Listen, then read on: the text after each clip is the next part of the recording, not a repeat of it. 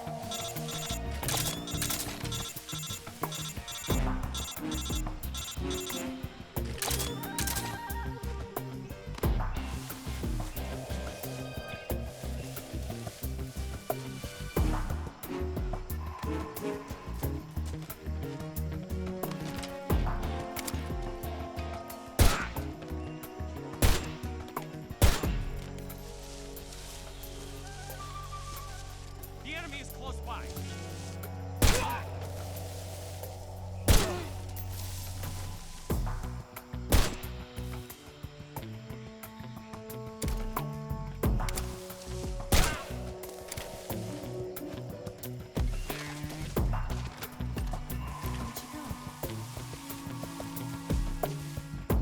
Where'd you go?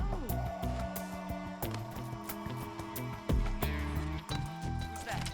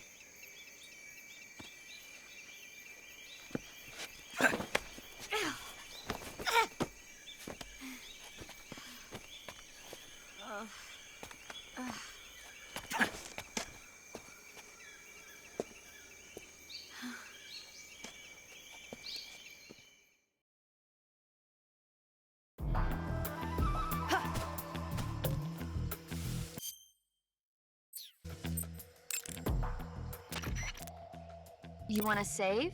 I'll get right on it. Hang in there. I'm trying.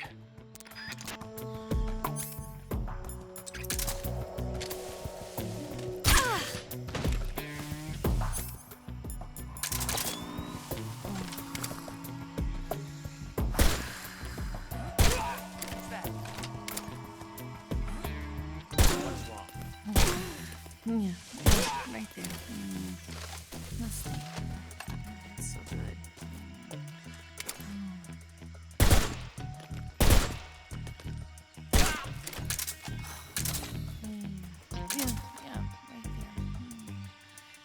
Oh, boss.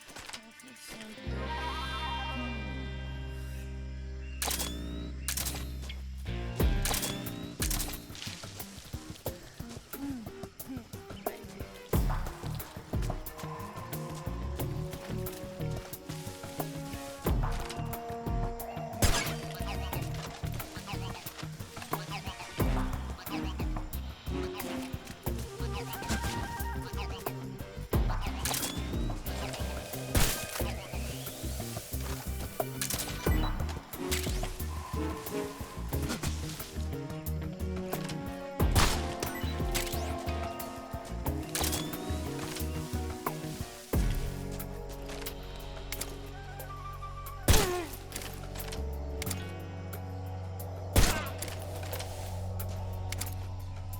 The enemy's here.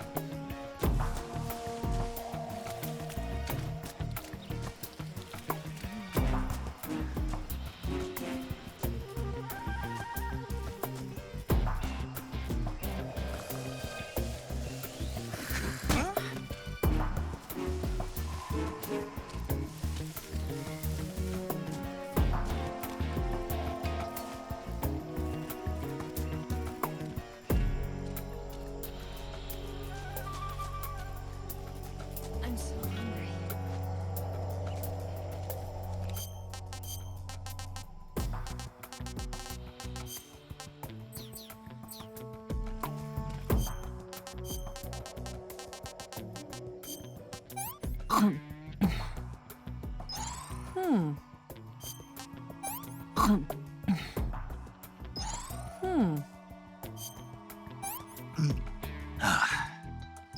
This tastes great.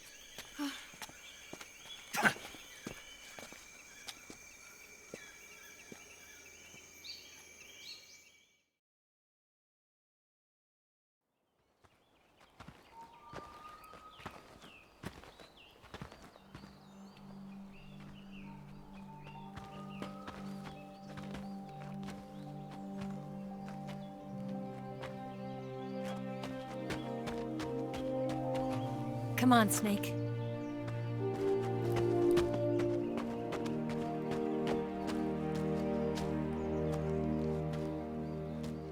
We made it. We made it.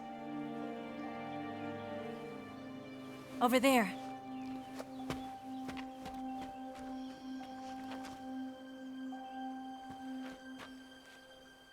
It's the boss, isn't it?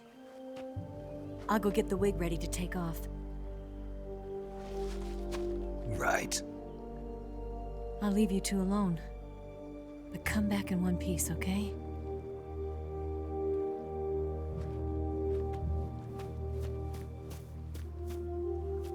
Promise me!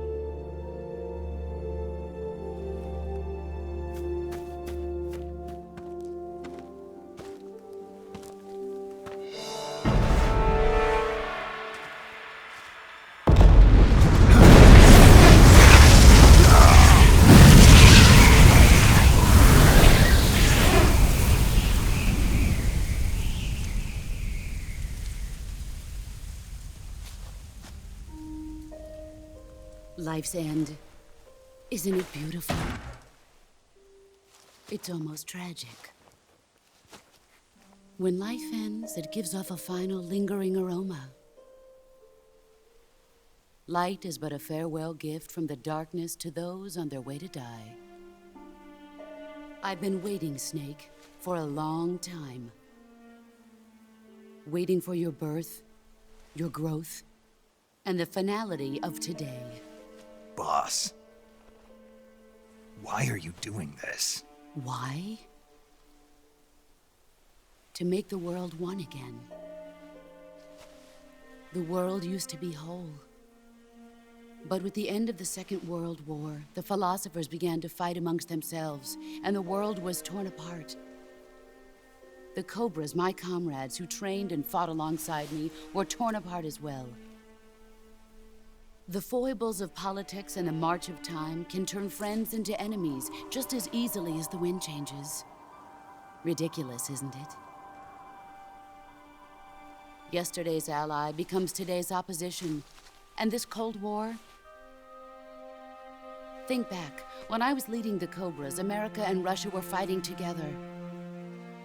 Now, consider whether America and Russia will still be enemies in the 21st century. Somehow I doubt it.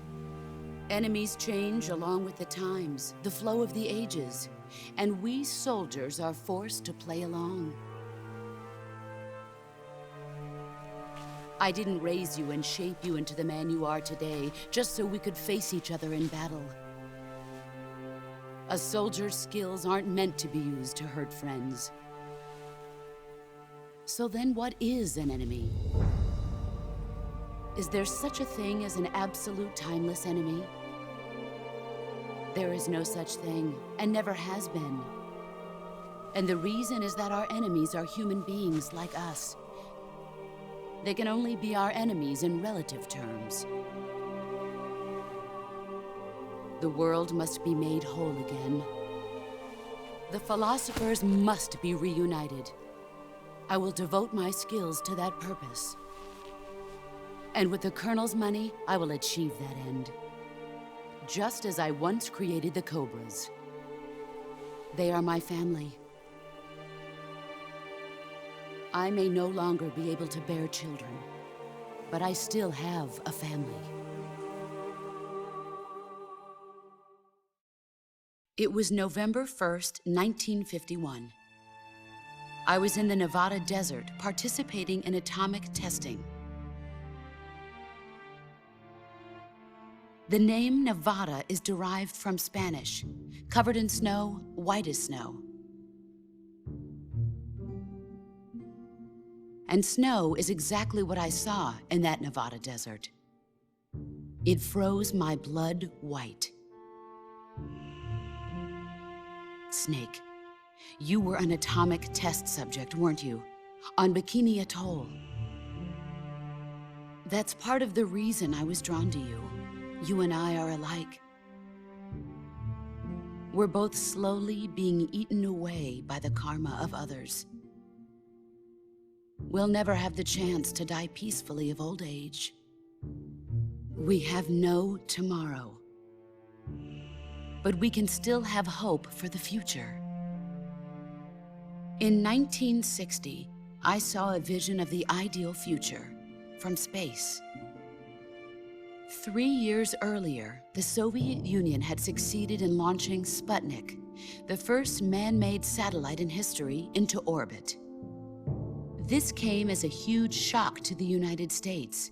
In response, America threw everything it had into its own manned spaceflight project, the Mercury program.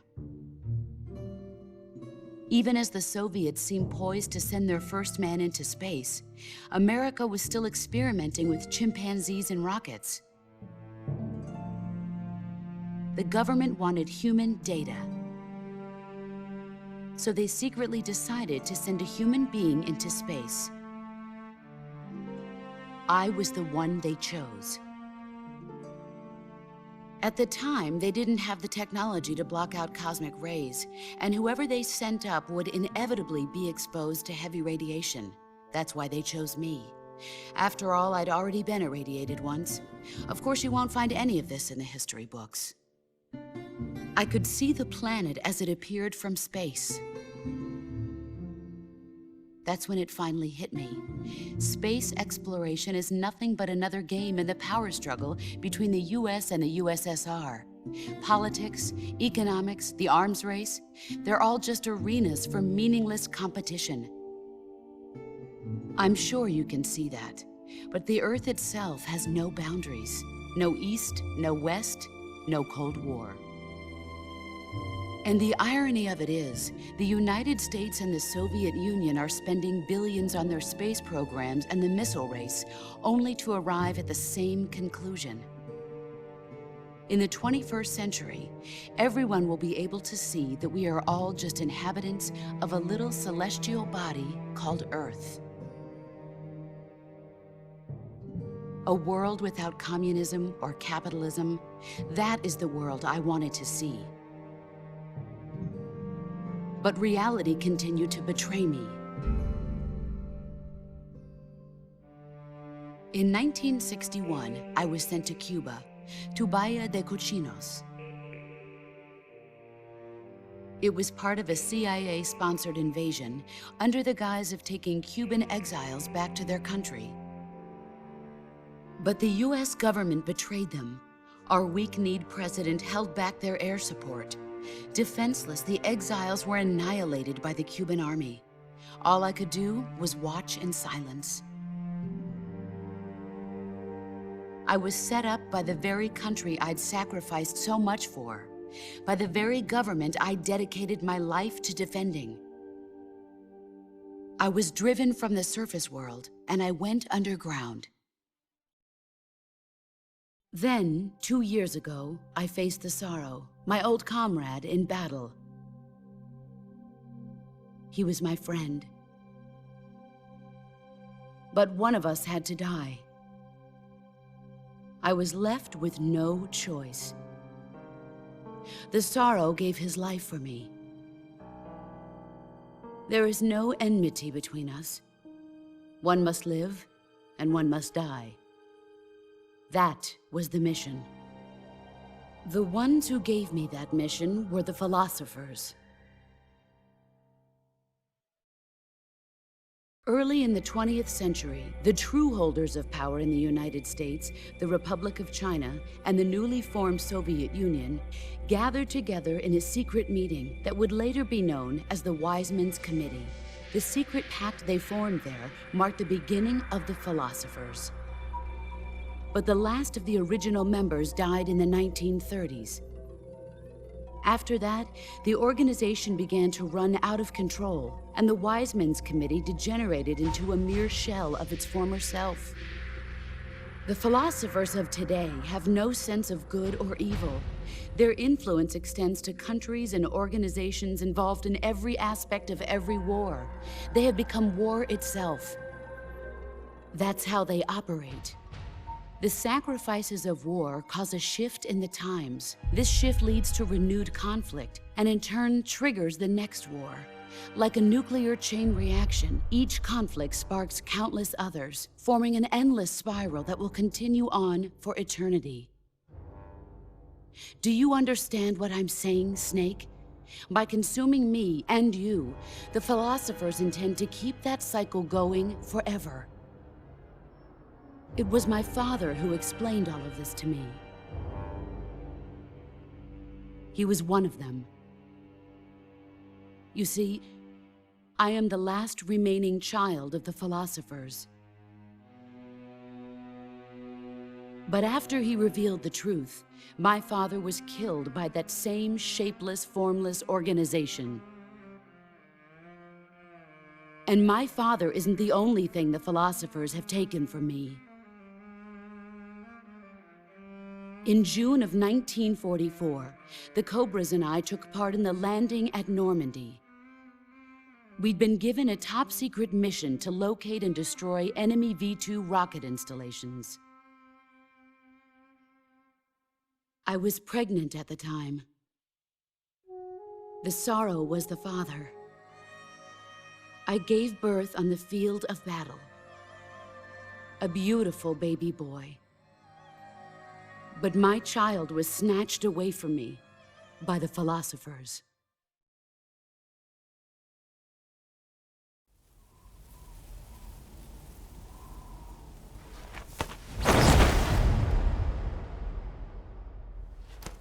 Look at this scar. This is proof that I was once a mother. I gave up my body and my child for my country. There is nothing left inside me now. Nothing at all. No hatred, not even regret. And yet sometimes at night, I can still feel the pain creeping up inside me, slithering through my body like a snake.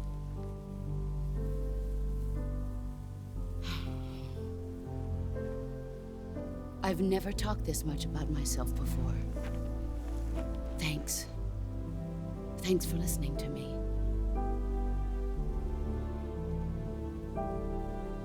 I feel content. Snake, commence the operation. I raised you. I loved you. I've given you weapons, taught you techniques, endowed you with knowledge. There is nothing more for me to give you. All that's left for you to take is my life, by your own hand. One must die, and one must live. No victory, no defeat. The survivor will carry on the fight.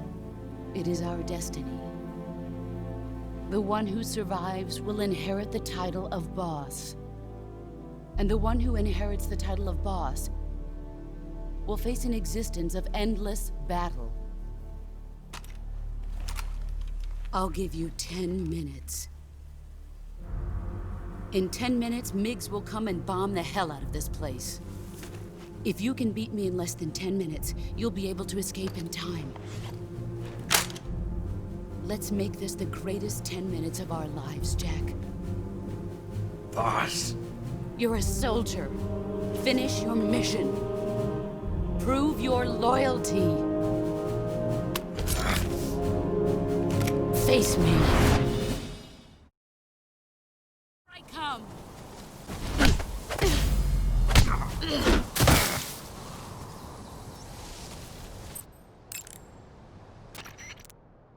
Snake, are you saving?